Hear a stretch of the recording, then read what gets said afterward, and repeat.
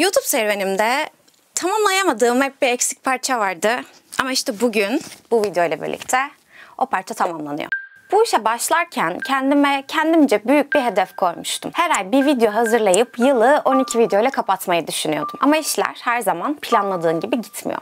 1 Ocak ile başlayan serüvenim Ağustos ayı ile birlikte rayından çıkıyormuş gibi hissettirmeye başladı. Çünkü elimde o ay için yayınlayabileceğim bir videom yoktu. Düzenli olarak her ayın birine yetiştirdiğim videolar bu sefer yetişmemişti. Bunu bir şekilde kabullenip önüme bakmaya karar verdiğim aydaysa yeni bir darbe almıştım.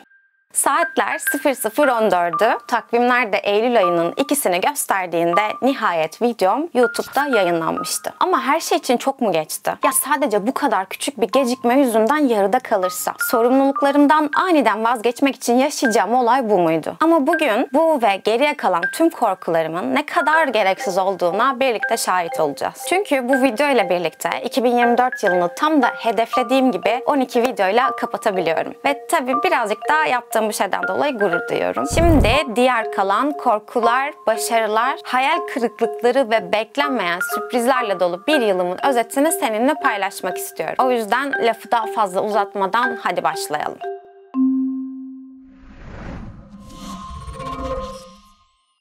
Her şey en başından beri planladığım tarihte videoyu yayınlayamamamla başladı. Hedefim her ayın son gününde yeni bir video yayınlamaktı ama işler istediğim gibi gitmedi. İlk videom 1 Ocak günü insanlarla buluştu ve bu gecikme bütün seyri kökünden değiştirdi. Artık her ayın ilk günü video yükleyen bir YouTuber'dım. Bu ucu ucuna yetiştirme durumunu neredeyse her videomda yaşadım ve hiç kıramadım bu durumu. Videolarımın hazırlığı hep ayın sonuna kalıyordu ve bir şekilde onu yetiştirmeye çalışıyordum. Ve görüldüğü gibi bazen de yetişmiyordu. Geceler boyunca çalıştığım, sabahladığım, hatta 24 saat ayakta kaldığım günler oldu. Ama sanırım yorgunluktan bu anları kayda almam gerektiği aklıma gelmemiş. O yüzden biraz eksik bir YouTuber gibi hissediyorum kendimi. Plan basitti. 12 videom olacaktı ve düzenli gitsin diye ayın sonu ya da ayın başı bir şekilde devam etmem gerekiyordu. Beklediğim gibi gitmese de beklemediğim şekilde güzel giden şeyler de oldu. Bu sıkışmışlık aynı zamanda bana zamanla daha hızlı kararlar verdiriyor ve önüne gelen neyse kabul eden bir hale dönüştürüyordu. Ama biz sıkışıklığın sorun yarattığı bölüme dönersek aslında ne yapmak istediğime dair aklımda bir fikrim vardı. Sadece kendimi ortaya koyma konusunda pek iyi değildim. Ve bu da tahmin edileceği üzere işleri bayağı bir yavaşlatıyordu. Kendime daha ne kadar kolaylık sağlayabilirdim bilmiyorum. Normalde YouTube'a haftada bir video koyman gerekiyorken ben bunu ayda 1'e düşürmüştüm. Fakat yine de o sıkışmışlık hissiyatından kurtulamıyordum. Bir yandan da video üretim sürecinde beni rahatlatacak şeyleri önceden hazırlamıştım.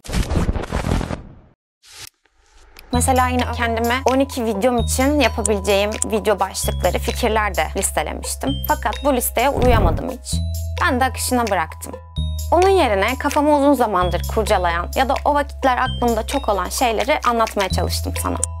Aynı başlamak videosunda olduğu gibi. Yeni bir şeyler öğrenmeye olan merakım, kafamda bana ait olmayan ama sürekli de yakamı bırakmayan düşünceler derken her videomun fikri böyle benzer şekilde oluşuyordu.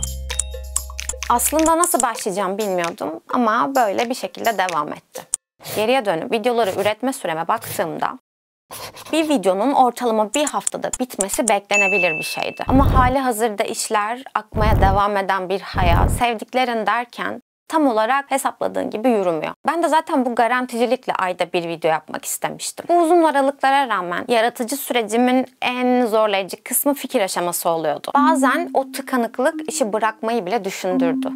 Yaptığım şeyin saçma olduğunu hissettiğim anlar oldu. Hatalarımı defalarca kez tekrarladım. Neden bunlardan bir ders çıkarmadığım için kendimi çok sorguluyordum.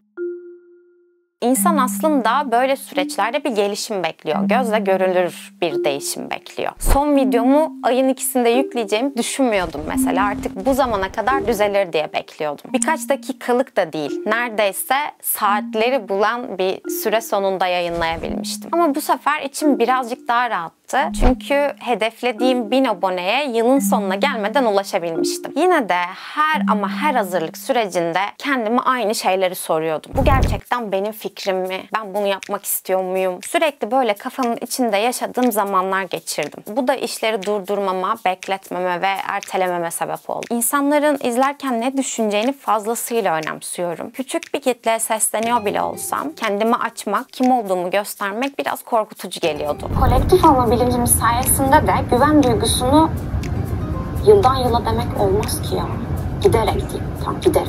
Her şeyin mükemmel şekilde devam etmesini, mükemmel işlemesini beklemek bu yaptığım işe daha da stres katmaya başladı. Neyse. Sevdiğim bir şeyi bile külfet haline getirmiştim ve bu gerçekten bana çok inanılmaz bir durum gibi geliyor. Ben bir çay yapmıştım kaç saat önce. Bu mükemmelliyetçiliğin gerekliliği var mı diye sorgularken bir yandan da ya sanki daha iyisini de yapabilirdim diye iki uç fikirde kendimi üzerken buluyordum. 20 dakika mı? Az önce bir saatti. Toplam 28 dakika süremiz var ve bu süre içinde anlatmaya çalışacağım. Büyük ihtimal yetişecek. Fikir aşamasında tıkanmamın en büyük etkenlerinden biri yazmaya karşı çok büyük bir direncimin olması. Her zaman yapmak için elimde saatlerim hatta günlerim oluyordu. Ama ben hep zorlandım, hep son ana bıraktım ve birçoğunda da yetişemedim. Yazmadaki tıkanıklığımı giderebilmek için birçok farklı şey denesem de yine de aynı sonuçları alıyordum. Dürüst olmak gerekirse her zaman yazma işinde yeterince iyi olmadığımı düşünüyordum. İlkokulda kompozisyon yazmak sanki bedenime yüklenen ekstra bir yük gibi hissettirirdi. Sosyal medyada bir post atmak ve oraya bir açıklama yazmak da çok benzer hislerle ilerliyordu hayatımda. Bu yazma sürecinde birazcık daha rahatlamak için bir defter tutmaya başladım. Aklımdaki fikirleri, yapmam gerekenleri, bazen günlük gerekecek şeyleri not alıyordum. Bazen hızlıca sesli notlara kaydediyordum, bazen de defterime yazıyordum. Yani tam olarak zihnimin o dağınık sürecini buraya da yansıtmaya başlamıştım. Dijital dünya bize yazmanın büyüsünü çoğu zaman unutturuyor. Ama ne zaman ki aklım çok karışık olsa onu bir kağıda yazmak ya da yazdığım şeyleri orada görmek her zaman için beni çok rahatlatıyordu. Bahsettiğim kafamdaki bu garip sesler şöyle de sesleniyordu bana. Eğer bu işe girersen kesinlikle Terminator gibi olacaksın. Çünkü bir kere başlarsam rezil olmamak için her şeyi çok iyi yapmalıydım. Ne bileyim sosyal medyamı çok aktif kullanırım diye düşünüyordum. Ama bu konuda işler bana göre yolunda gitti. Yani söylemek istediğim sosyal medyada aktif olduğum değil de aktif olmayışımı bir başarısızlık olarak görmüyordum artık. Sadece bir sonraki hedefim olabilirdi. Belki şu an zamanı değildi. Olaylara başka açıdan bakabildiğimi görmek de beni çok mutlu ediyor. Çok ufak bir şey ama gerçekten hayatınızı değiştiriyor. Düşününce sürecin en başında kendimden hiç beklemediğim bir şeyi yapmak için atıldım ortaya. Kendinizden böyle beklemeyeceğiniz bir şeyler yapmak da her zaman ufak da olsa bir risk barındırıyor. Rezil olma ihtimalim benim bu işteki en büyük riskimdi mesela. Her şey tamam. Tek tamam olmayan benim heyecanım. Yok o da tamam, o da yerinde. Korkmak, kaçmak, yok saymayı seçmek bu yüzden çok anlaşılası geliyor. Ama ilk adımı atmadıkça bu adımın beni nereye götüreceğini ve diğer yolda ne olduğunu asla bilemeyeceğim. 30'larımda çok farklı bir hayatta olurum sanıyordum. Bir şeylere baştan başlayacağımı değil de zaten var olan şeyleri geliştirip meyvesini yiyeceğimi sanıyordum. Artık beklenmeyen başlangıçların da hayatımda var olabileceğini, dahil olabileceklerini biliyorum. Zamansız, beklenmedik ve farklı şekillerde olabilirler. İşte bu anlar insanlara aslında ne kadar uyumlanabilir olduğunu veya ne kadar yaratıcı olduğunu hatırlatan durumlar.